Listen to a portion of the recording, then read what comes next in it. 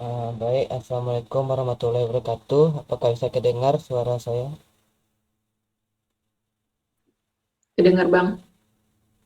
Jadi karena hari ini, karena Bu Yulia yang tidak bisa ikut dalam presentasi hari ini, saya yang akan mengkoordinasi presentasinya. Jadi untuk yang anggota kelompok tetap buat notulensinya juga ya.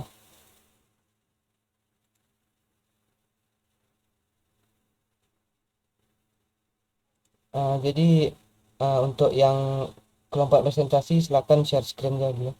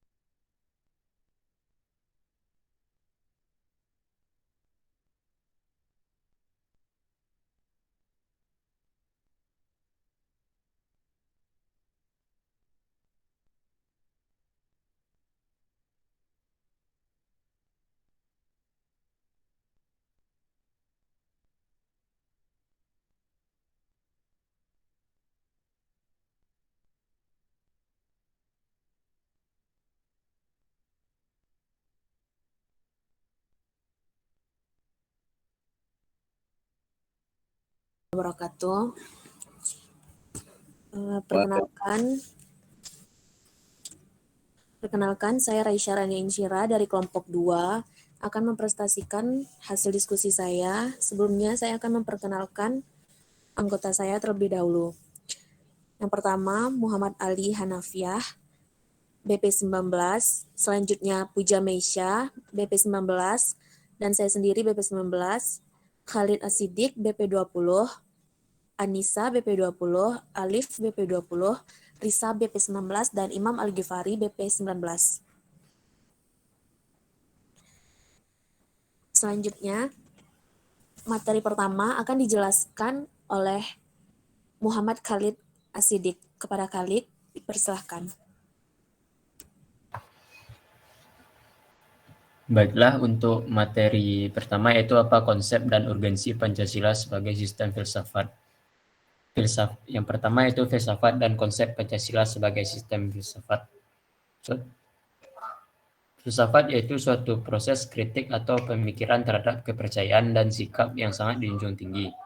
Pancasila merupakan dasar filsafat negara yang mewarnai seluruh peraturan hukum yang berlaku, mengacu pada arti komprehensif atau menyeluruh, yaitu seluruh peraturan yang berlaku di Indonesia harus berdasarkan diri pada Pancasila. Dengan demikian, Pancasila merupakan suatu sistem mendasar dan fundamental karena mendasari seluruh kebijakan penyelenggaraan negara. Ketika suatu sistem bersifat mendasar dan fundamental, maka sistem tersebut dapat dinamakan sebagai sistem filsafat. Dalam hal ini, filsafat dapat menjadi sarana untuk berpikir lebih jauh dan mendalam daripada sekadar mengandalkan atau percaya pada opini yang ada di masyarakat. Mengapa Pancasila dikatakan sebagai sistem filsafat? Ada beberapa alasan yang dapat ditunjukkan untuk menjawab pertanyaan tersebut. Pertama, dalam sidang BPUPKI 1 Juni 1945, yaitu Soekarno memberi judul pidatonya dengan nama Filosofische Grundslag daripada Indonesia Merdeka. Kedua yaitu Pancasila sebagai Weltanschauung, artinya nilai-nilai Pancasila itu merupakan sesuatu yang telah ada dan berkembang di dalam masyarakat Indonesia, yang kemudian disepakati sebagai dasar filsafat negara. Selanjutnya yaitu yang kedua, urgensi Pancasila sebagai sistem filsafat. Urgensi Pancasila sebagai sistem filsafat atau filsafat Pancasila artinya refleksi filosofis mengenai Pancasila sebagai dasar negara. Sastra Prateja menjelaskan makna filsafat Pancasila sebagai berikut. Pertama, agar dapat diberikan pertanggungjawaban rasional dan mendasar mengenai sila-sila dalam Pancasila sebagai prinsip-prinsip politik. Kedua, agar dapat dijabarkan lebih lanjut sehingga menjadi operasional dalam bidang-bidang yang menyangkut hidup bernegara. Ketiga, yaitu agar dapat membuka dialog dengan berbagai perspektif baru dalam kehidupan berbangsa dan bernegara. Keempat, agar dapat menjadi kerangka evaluasi terhadap segala kegiatan yang bersangkut paut dengan kehidupan bernegara, berbangsa, dan bermasyarakat, serta memberikan perspektif pemecahan terhadap permasalahan nasional.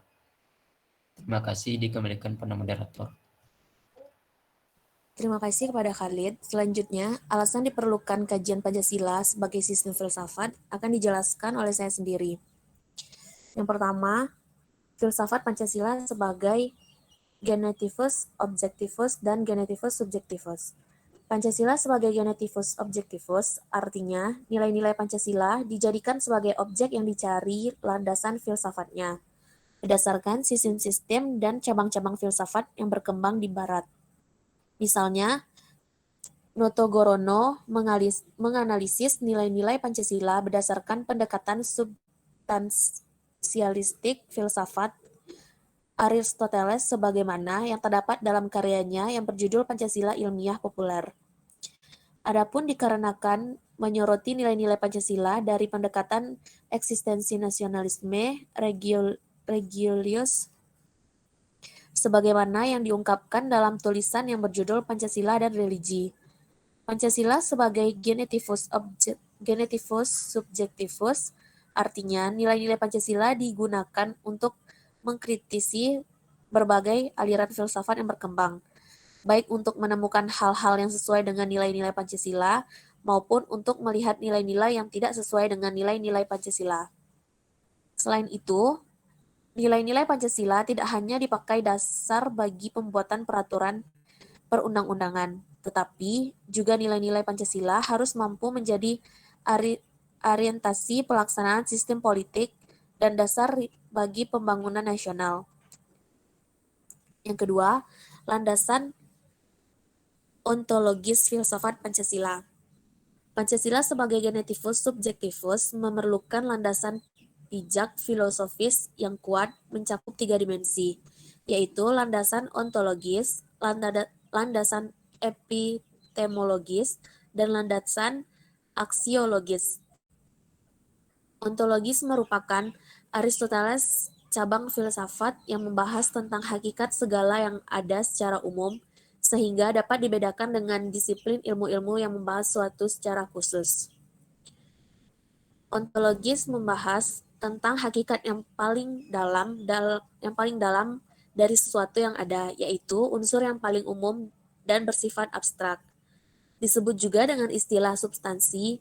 Ini mempersoalkan ontologis adalah menganalisis tentang substansi menurut Kamus Latin Indonesia. Substansi artinya sesuatu yang berdiri sendiri, hal berada, wujud, hal wujud.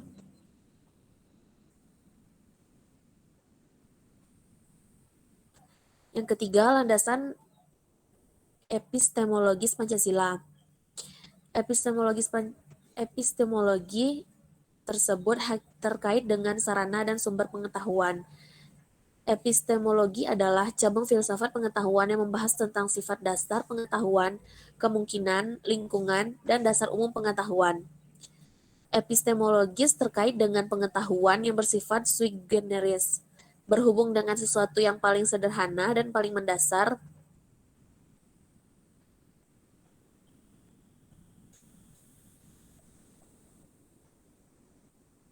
Littlejohn and Foss menyatakan bahwa epistemologi merupakan cabang filosofi yang mempelajari pengetahuan atau bagaimana orang-orang dapat mengetahui tentang sesuatu atau apa yang mereka ketahui. Mereka mengemukakan beberapa persoalan paling umum dalam epistemologi sebagai berikut. Yang pertama, pada tingkat apa pengetahuan dapat muncul sebelum pengalaman, dan yang kedua, pada tingkat apa pengetahuan yang dapat menjadi sesuatu yang pasti. Selanjutnya, landasan aksiologis Pancasila. Aksiologis terkait dengan masalah nilai. Istilah ini digunakan dalam pernyataan tersebut bukan mengacu pada nilai dalam arti filosofis, melainkan lebih mengacu pada arti skor, harga, dan angka atau nilai, lebih mengacu pada kualitas yang bersifat abstrak, yang meletak pada suatu objek sebagaimana yang tercermin pada contoh pernyataan butir. Littlejohn dan Voss menyatakan bahwa aksiologis merupakan cabang filosofi yang berhubungan dengan penelitian terkait nilai-nilai.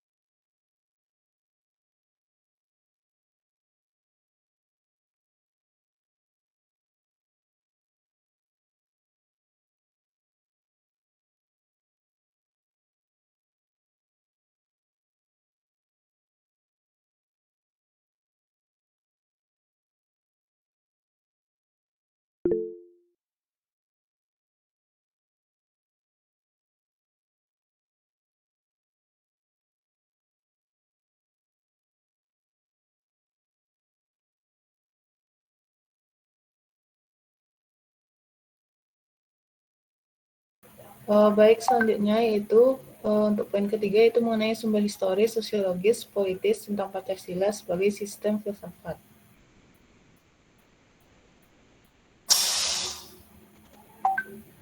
Nah, yang pertama itu ada sumber historis Pancasila sebagai sistem filsafat. Nah, pada tanggal 12 Agustus 1998, Soekarno pernah menulis di Suluh Indonesia yang menyebutkan bahwa nasionalisme adalah nasionalisme yang membuat manusia menjadi perkakasnya Tuhan dan membuat manusia hidup dalam roh pembahasan sila-sila Pancasila sebagai sistem filsafat. Nah, yang kedua yaitu ada sumber sosiologis Pancasila sebagai sistem filsafat. Nah, sumber sosiologis Pancasila sebagai sistem filsafat dapat diklasifikasikan ke dalam dua kelompok. Yang pertama yaitu ada masyarakat awam yang memahami Pancasila sebagai sistem filsafat yang sudah dikenal masyarakat Indonesia dalam bentuk pandangan hidup, way of life, yang terdapat dalam agama, adat istiadat, dan budaya berbagai suku bangsa di Indonesia. Yang kedua yaitu ada masyarakat ilmiah akademis yang memahami Pancasila sebagai sistem filsafat dengan teori-teori yang bersifat akademis. Yang ketiga ada sumber politis Pancasila sebagai sistem filsafat. Nah, pada awalnya Pancasila merupakan konsensus politik yang kemudian berkembang menjadi sistem filsafat. Sumber politis Pancasila sebagai sistem filsafat dapat diklasifikasikan ke dalam dua kelompok. Yang pertama ada kelompok yang mengikuti wacana politis tentang Pancasila sebagai sistem filsafat pada sidang BPUPKI, sidang PPKI, dan kuliah umum Soekarno antara tahun 1998 dan 1999. Nah, sidang ini membahas mengenai sila-sila Pancasila secara filosofis. Nah, yang kedua, kelompok dua ini mencakup berbagai argumen politis tentang Pancasila sebagai sistem filsafat yang disuarakan kembali di era reformasi dalam pidato politik Habibie tanggal 1 Juni 2011. Nah, kelompok kedua ini diwakili oleh Habibie dalam pidato 1 Juni 2011 yang menyuarakan kembali pentingnya Pancasila bagi kehidupan bangsa Indonesia setelah dilupakannya dalam rentang waktu yang cukup panjang, yaitu sekitar 1 dasawarsa pada euforia politik di awal reformasi. Selanjutnya saya kembalikan kepada moderator. Terima kasih kepada Anissa Ulfa. Selanjutnya, Materi bagaimana argumen akan dijelaskan oleh Alif Abdul Rauf. Kepada Alif dipersilahkan.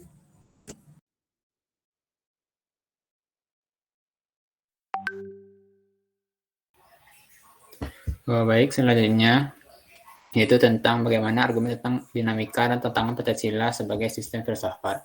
Yang pertama itu dinamika Pancasila sebagai sistem filsafat. Pertama kali itu pada masa Soekarno. Pada masa Soekarno, Pancasila sebagai sistem filsafat dikenal dengan istilah filosofise konselak. Gagasan tersebut merupakan perlindungan filosofis Soekarno atas rencananya berdirinya negara Indonesia Merdeka. Soekarno menekankan bahwa Pancasila merupakan filsafat asli Indonesia yang diangkat dari akulturasi budaya bangsa Indonesia. Selanjutnya itu pada masa Soeharto. Pada masa Soeharto, Pancasila berkembang lebih ke arah yang praktis, atau lebih tepatnya dengan istilah Weltanschauung. Filsafat Pancasila tidak hanya bertujuan mencari kebenaran dan kebijaksanaan, tetapi juga digunakan sebagai pedoman kehidupan sehari-hari. Selanjutnya, masa reformasi. Pada reformasi, Pancasila sebagai sistem filsafat kurang terdengar resonansinya. Walaupun begitu, dalam Pancasila sebagai sistem filsafat bergema dalam wacana akademik. Hal ini sesuai dengan pidato kritik dan renungan dari Habibie pada 1 Juni 2011 yang isinya sebagai berikut. Pancasila seolah-olah tenggelam dalam pusaran sejarah masa lalu yang tidak lagi relevan untuk disertakan dalam dialektika reformasi. Pancasila seolah hilang dari memori kolektif bangsa Indonesia. Pancasila semakin jarang diucapkan, dikutip, dan dibahas baik dalam konteks kehidupan ketatanegaraan, kebangsaan, maupun kemasyarakatan. Pancasila seperti tersandar di sebuah lorong sunyi justru di tengah denyut kehidupan bangsa Indonesia yang semakin hiruk-pikuk dengan demokrasi dan kebebasan berpolitik.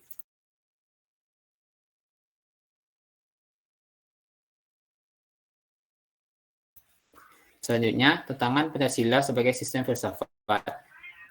Ideologi seperti kapitalisme dan komunisme menjadi tantangan yang harus dihadapi Pancasila sebagai dasar negara.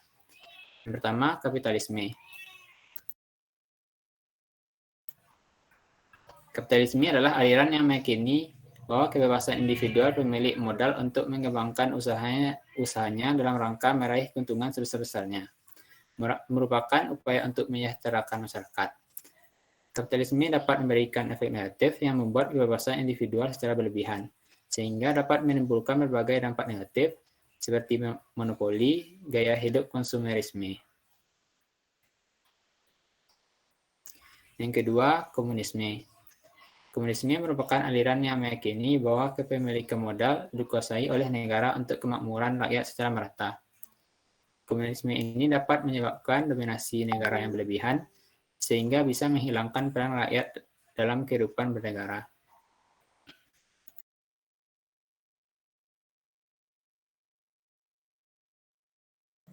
Terima kasih kepada Alif. Materi selanjutnya akan dijelaskan oleh Muhammad Ali. Kepada Ali dipersilahkan.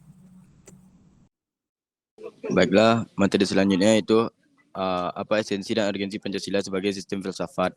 Yang pertama, esensi atau hakikat Pancasila sebagai sistem filsafat. Hakikat atau esensi Pancasila sebagai sistem filsafat terletak pada hal-hal sebagai berikut. Yang pertama, hakikat sila ketuhanan terletak pada keyakinan bangsa Indonesia bahwa Tuhan sebagai prinsip utama dalam kehidupan semua makhluk. Artinya, semua makhluk hidup termasuk warga negara harus memiliki kesadaran yang otonom atau kebebasan serta kemandirian di satu pihak dan berkesadaran sebagai makhluk Tuhan yang Maha Esa yang akan dimintai pertanggungjawaban atas semua tindakan yang dilakukan. Artinya, kebebasan selalu dihadapkan pada tanggung jawab dan tanggung jawab tertinggi adalah kepada Sang Pencipta. Yang kedua, yaitu hakikat sila kemanusiaan adalah manusia monopluralis yang terdiri atas 3 monodualis, yaitu susunan kodrat atau jiwa raga, sifat kodrat atau makhluk individu sosial, kedudukan kodrat atau makhluk pribadi yang otonom dan makhluk Tuhan, menurut Noton Nagoro. Yang ketiga, yaitu hakikat sila persatuan terkait dengan semangat kebangsaan. Rasa kebangsaan terwujud dalam bentuk cinta tanah air yang dibedakan ke dalam 3 jenis, yaitu tanah air real, tanah air formal, dan tanah air mental. Tanah air real adalah bumi tempat orang dilahirkan dan dibesarkan, bersuka dan berduka yang dialami secara fisik sehari-hari. Tanah air formal adalah negara bangsa yang berundang-undang dasar, yang ada manusia Indonesia menjadi salah seorang warganya, yang membuat undang-undang, menggariskan hukum dan peraturan, menata, mengatur, dan memberikan hak serta kewajiban, mengesahkan atau membatalkan, memberikan perlindungan, dan menghukum, memberikan paspor atau surat pengenal lainnya. Tanah air mental bukan bersifat teritorial karena tidak dibatasi oleh ruang dan waktu, melainkan imajinasi yang dibentuk dan dibina oleh ideologi atau perangkat gagasan vital. Yang keempat, hakikat sila kerakyatan terletak pada prinsip musyawarah. Artinya, keputusan yang diambil lebih didasarkan atas semangat musyawarah atau untuk mufakat, bukan membenarkan begitu saja pendapat mayoritas tanpa peduli pendapat minoritas. Yang terakhir yaitu hakikat sila keadilan terwujud dalam 3 aspek, yaitu keadilan distributif, legal, dan komutatif. Keadilan distributif adalah keadilan bersifat membagi dari negara kepada warga negara. Keadilan legal adalah kewajiban warga negara terhadap negara atau dinamakan keadilan bertaat. Keadilan komutatif adalah keadilan antara sesama warga negara. Yang kedua yaitu urgensi Pancasila sebagai sistem filsafat. Hal-hal penting yang sangat urgent bagi pembangunan Pancasila sebagai sistem filsafat meliputi hal-hal sebagai berikut. Yang pertama, meletakkan Pancasila sebagai sistem filsafat dapat memulihkan harga diri bangsa Indonesia sebagai bangsa yang merdeka dalam politik, yuridis, dan juga merdeka dalam mengemukakan ide-ide pemikirannya untuk kemajuan bangsa baik secara material maupun spiritual. Yang kedua, Pancasila sebagai sistem filsafat membangun alam pemikiran yang berakar dari nilai-nilai budaya bangsa Indonesia sendiri, sehingga mampu dalam menghadapi berbagai ideologi dunia. Yang ketiga, Pancasila sebagai sistem filsafat dapat menjadi dasar pijakan untuk menghadapi tantangan globalisasi yang dapat melunturkan semangat kebangsaan dan melemahkan sendi-sendi perekonomian yang berorientasi pada kesejahteraan rakyat banyak. Yang keempat, Pancasila sebagai sistem filsafat dapat menjadi way of life sekaligus way of thinking bangsa Indonesia untuk menjaga keseimbangan dan konsistensi antara tindakan dan pemikiran. Bahaya yang ditimbulkan kehidupan modern dewasa ini adalah ketidakseimbangan antara cara bertindak dan cara berpikir, sehingga menimbulkan kerusakan lingkungan dan mental dari suatu bangsa.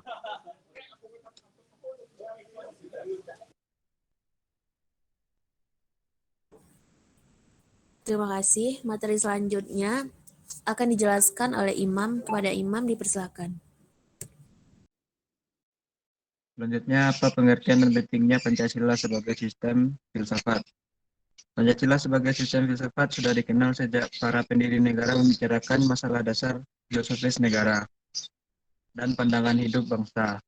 Meskipun kedua istilah tersebut mengandung muatan filosofis, tetapi Pancasila sebagai sistem filsafat yang mengandung pengertian lebih akademis memerlukan perenungan lebih mendalam. Filsafat Pancasila merupakan istilah yang mengemuka dalam dunia akademis. Ada dua pendekatan yang berkembang dalam pengertian filsafat Pancasila, yaitu Pancasila sebagai genetivus objektivus dan Pancasila sebagai genetivus subjektivus. Kedua pendekatan tersebut saling melengkapi karena yang pertama meletakkan Pancasila sebagai aliran atau objek yang dikaji oleh aliran-aliran filsafat lainnya. Sedangkan yang kedua meletakkan Pancasila sebagai subjek yang mengkaji aliran-aliran filsafat lainnya. Pentingnya Pancasila sebagai sistem filsafat ialah agar dapat diberikan pertanggungjawaban rasional dan mendasar mengenai sila-sila dalam Pancasila sebagai prinsip-prinsip politik, agar dapat dijabarkan lebih lanjut sehingga menjadi operasional dalam penyelenggaraan negara, agar dapat membuka dialog dengan berbagai perspektif baru dalam kehidupan berbangsa dan bernegara, dan agar dapat menjadi kerangka evaluasi terhadap segala kegiatan yang bersangkut paut dengan kehidupan bernegara, berbangsa, dan bermasyarakat. Terima kasih.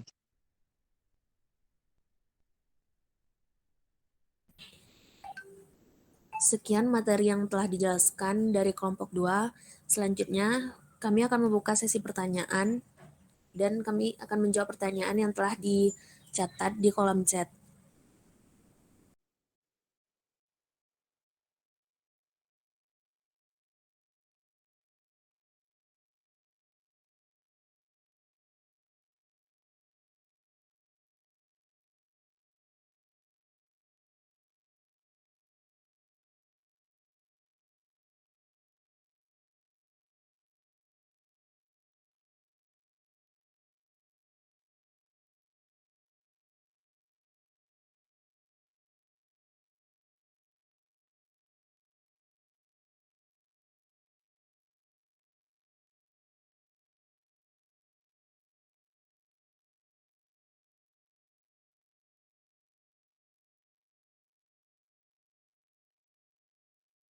Baiklah, untuk pertanyaan pertama yaitu dari Rika Febrian.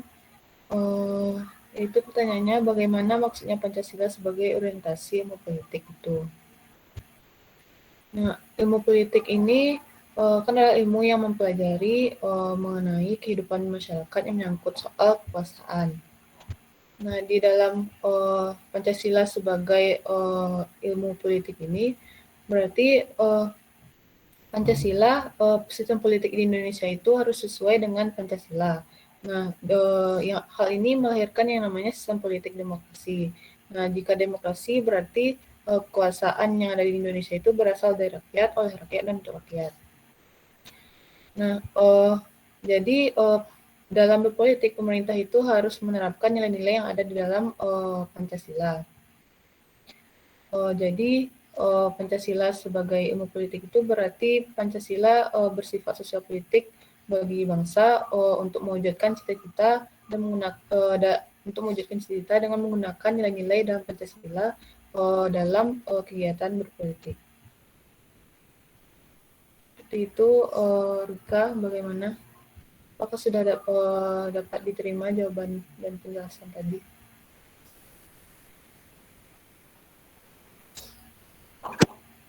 Baik, Kak. Insya Allah mengerti, Kak.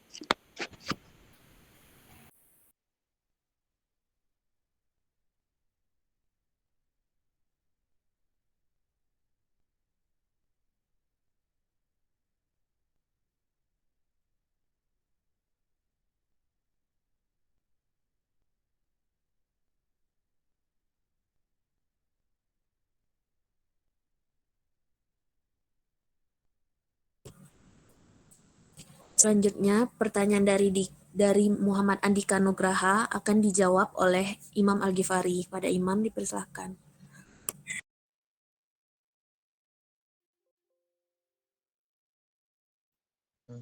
Baiklah, mengapa Pancasila sebagai suatu sistem filsafat pada hakikatnya ada suatu nilai yang merupakan sumber dari semua penjabaran norma, baik norma hukum, moral, dan norma kenegaraan lainnya? Jawabannya, karena dalam filsafat Pancasila terkandung di dalamnya suatu pemikiran yang bersifat kritis, mendasar, rasional, sistematis, dan komprehensif. Ini semua merupakan suatu nilai. Sebagai suatu nilai, Pancasila memberikan dasar-dasar yang bersifat fundamental dan universal bagi manusia, baik untuk kehidupan bermasyarakat, berbangsa, dan maupun bernegara. Adapun nilai-nilai itu akan dijabarkan dalam suatu norma-norma yang ada di dalam masyarakat. Yang pertama, norma moral. Ya gini, yang berkaitan dengan tingkah laku manusia yang dapat diukur baik atau buruknya. Yang kedua, norma agama. Adalah sistem aturan yang diperoleh manusia berdasarkan ajaran agama yang dianutnya. Yang ketiga, norma etika atau norma sopan santun. Adalah sistem aturan hidup yang bersumber pada kesepakatan yang diciptakan oleh dan dalam satu komunitas masyarakat pada wilayah tertentu. Yang keempat, norma hukum adalah sistem aturan yang diciptakan oleh lembaga kenegaraan yang ditunjuk berdasarkan mekanisme tertentu. Bagaimana jawabannya, Muhammad Andika? Terima kasih, Bang. Saya telah mengerti.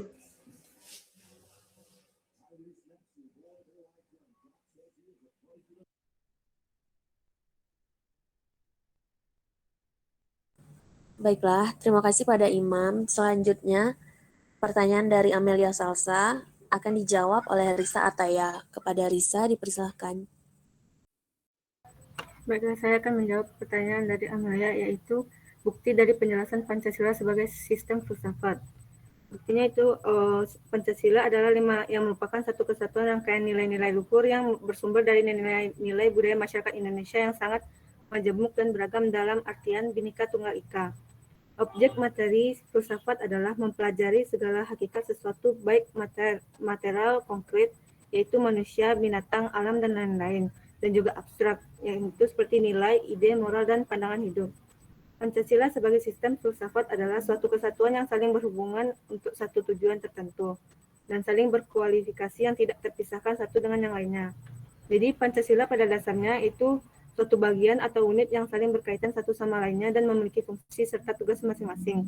Misalnya ketika mengkaji sila kelima yang intinya tentang keadilan, maka harus dikaitkan pula dengan sila-sila yang lain artinya, seperti keadilan yang berketuhanan pada sila ke-1, yang keadilan yang berkemanusiaan pada sila kedua, dan keadilan berkesatuan atau nasional kekeluargaan sila ketiga, yang keempat yaitu keadilan yang demokratis. Dan semua sila-sila tersebut saling mencakup, bukan hanya dinilai satu persatu, namun kesemuanya. Bagaimana Amelia, apakah jawaban bisa dimengerti? Oh, terima kasih Risa, jawabannya itu sudah dimengerti.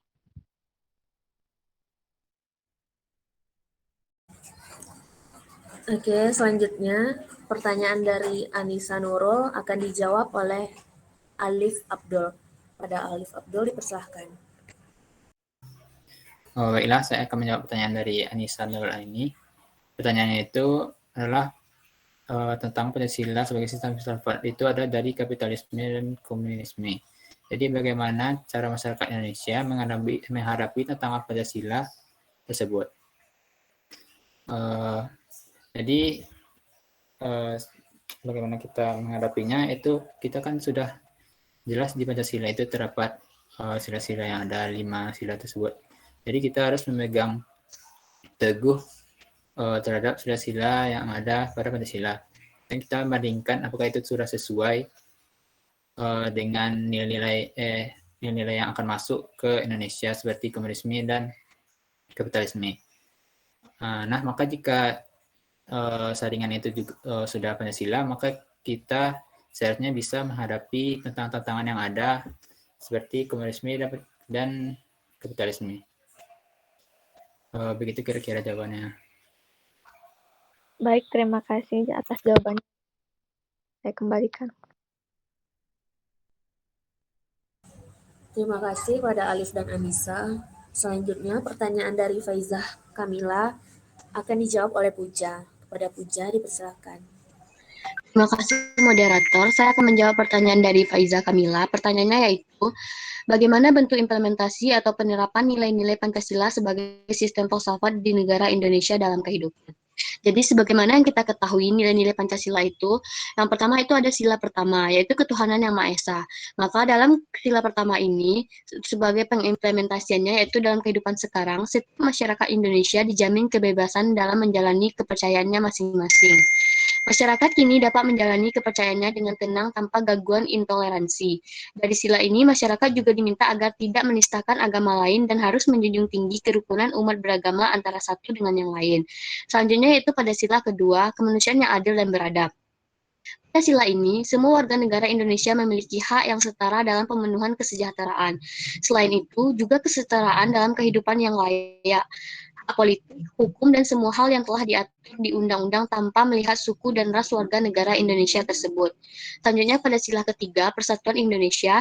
Di sila ketiga ini, pengimplementasiannya yaitu semua warga negara Indonesia tidak boleh melakukan aksi-aksi yang dapat merenggangkan persatuan dan kesatuan negara kita, seperti melakukan tindak terorisme, intoleransi, gerakan separatisme, dan hal-hal yang serupa. Selanjutnya pada sila keempat yaitu kerakyatan yang dipimpin oleh hikmat kebijaksanaan dalam pemusyawaratan perwakilan. Dapat dilihat banyak sekali kasus ataupun masalah yang terjadi di negara kita yang menunjukkan penurunan sila keempat ini. Jadi sebagai bentuk pengimplementasiannya, kita sebagai warga negara yang baik, kita harus menghormati segala keputusan yang telah dirundingkan bersama. Meskipun kita kalah, kita harus lapang dada dalam menerima apapun hasilnya. Selanjutnya pada sila kelima, yaitu keadilan sosial bagi seluruh rakyat Indonesia. Pada sila kelima ini dapat diimplementasikan dengan seluruh warga negara Indonesia harus mendapatkan kesejahteraan dan keadilan yang merata. Jadi kita harus menghargai setiap hak-hak orang dan mendukung serta ciptaan-ciptaan orang-orang. Sekian saya kembalikan kepada moderator.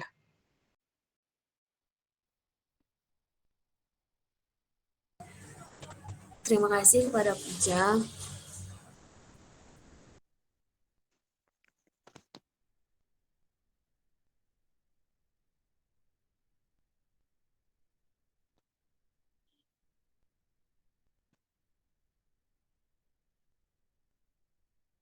Baik, terima kasih kepada atas jawaban dari kelompok 2. Saya kembalikan kepada moderator.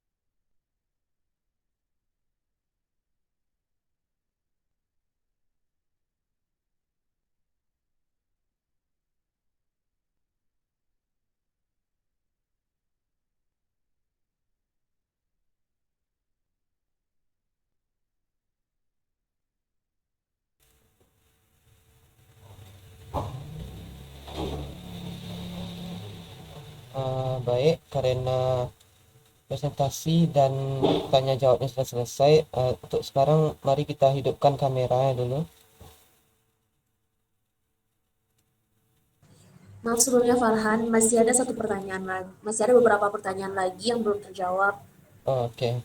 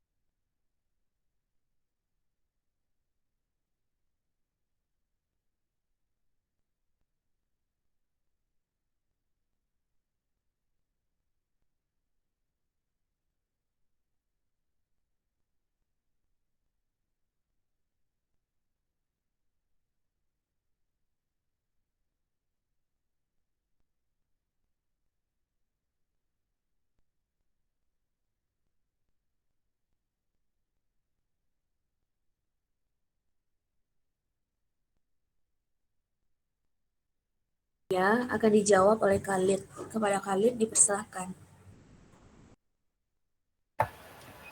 Baik, terima kasih moderator untuk pertanyaan dari Olivia, itu bagaimana cara merealisasikan masyarakat yang berfilsafat Pancasila.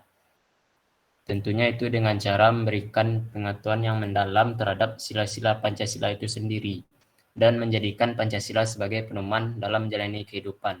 Sebagai contoh, jika masyarakat dan pemerintah mengerti betul dengan sila keempat dari Pancasila, maka akan timbul budaya berpikir kritis terhadap kebijakan berbagai aturan yang berlaku di negara ini. Begitupun pemerintah harus menjunjung tinggi kebebasan berpendapat bagi masyarakat agar muncul pemikiran budaya pola pikir yang kritis tanpa takut akan ancaman dari manapun, sehingga munculnya masyarakat yang memiliki pola pikir kritis yang tinggi, yang mana hal tersebut sesuai dengan makna dari filsafat itu sendiri. Terima kasih, dikembalikan.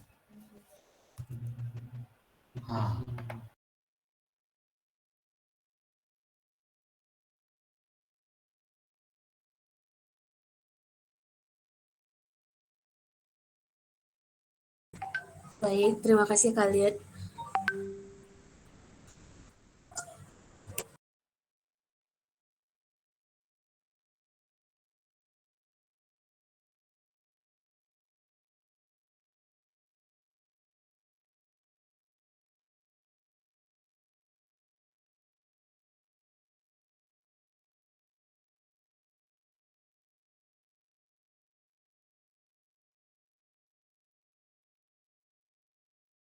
Dari Lady akan dijawab oleh Puja. Kepada Puja dipersilahkan. Terima kasih moderator. Saya izin menjawab pertanyaan dari saudari Lady Deborah. Pertanyaannya yaitu, eh, mengapa masih saja terjadi konflik di bagian Papua, sedangkan Pancasila sebagai sistem filsafat itu dapat membuat kehidupan berbangsa dan bernegara lebih tentram? Jadi jawabannya yaitu menurut saya pribadi, itu karena kurangnya pemahaman serta pengamalan dan pengimplementasian terhadap nilai-nilai sila-sila Pancasila sebagai sistem filsafat negara. Hal ini dapat dilihat dari kasus pembunuhan Suster Gabriela Miliani. Hal ini juga sangat memperlihatkan bahwasannya kita sebagai masyarakat Indonesia masih kurang dan masih belum memahami dengan betul pengimplementasian nilai-nilai Pancasila. Hal ini tentunya bertentangan dengan sila-sila kedua Pancasila, yaitu kemanusiaan yang adil dan beradab. Seharusnya kita sebagai manusia yang adil dan beradab, kita tidak boleh saling membunuh dan saling menjatuhkan satu sama lain. Kita sebagai makhluk Tuhan harusnya saling tolong menolong dan saling mengasihi satu sama lain. Mungkin sekian dari saya kembalikan kepada moderator.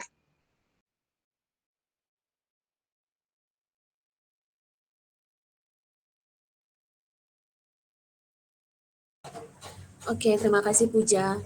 Mungkin ada beberapa pertanyaan yang belum kejawab. Seandainya teman-teman ada yang bisa bantu, dipersilahkan.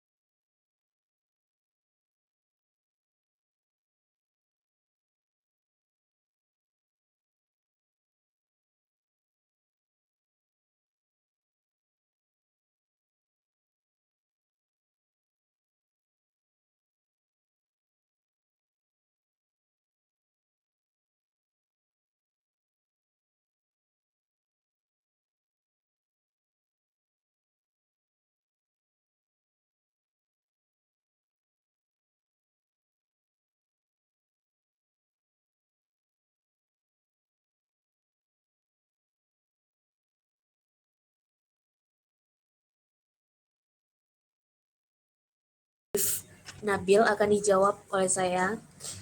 Yang pertama, soalnya jika tidak ada filsafat dalam Pancasila, apa yang akan terjadi? Yang pertama, persatuan dan kesatuan akan terancam menjadi lemah.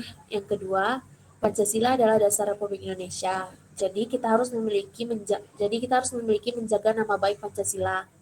Kalau tidak, maka Pancasila dan bangsa Indonesia akan menjadi negara yang tidak bersatu dan lemah. Sekian jawaban dan pertanyaan Arif Nabil. Terima kasih.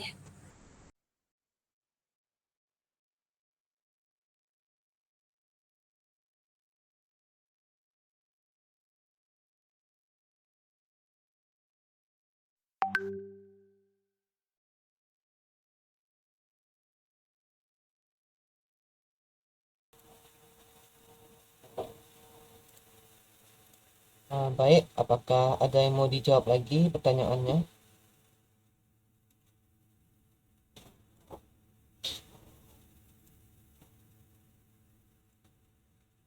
Kalau tidak ada lagi, silakan dihidupkan kameranya semua ya.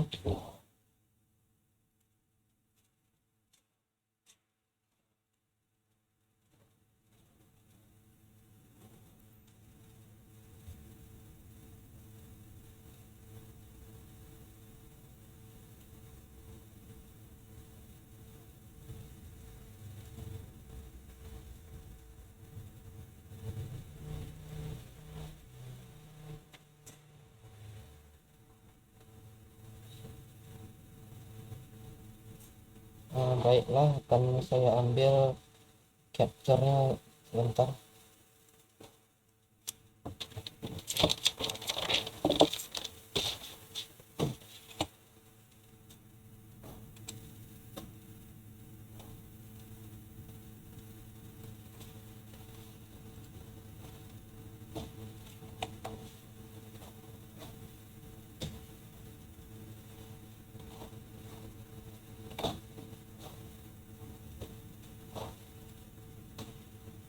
Baik, sudah selesai untuk pertemuan kita hari ini. Insya Allah sudah selesai presentasi dan tanya jawabnya. Jadi untuk yang anggota kelompok silakan dibuat notulensinya dan dikirim di grup. Lalu capturannya juga dikirim ke grup. Lalu yang selain anggota kelompok silakan dibuat resumenya, nanti mungkin akan dibuka link kumpulnya di Island. Baiklah, sampai situ saja untuk hari ini. Assalamualaikum warahmatullahi wabarakatuh. Waalaikumsalam warahmatullahi wabarakatuh. Warahmatullahi wabarakatuh.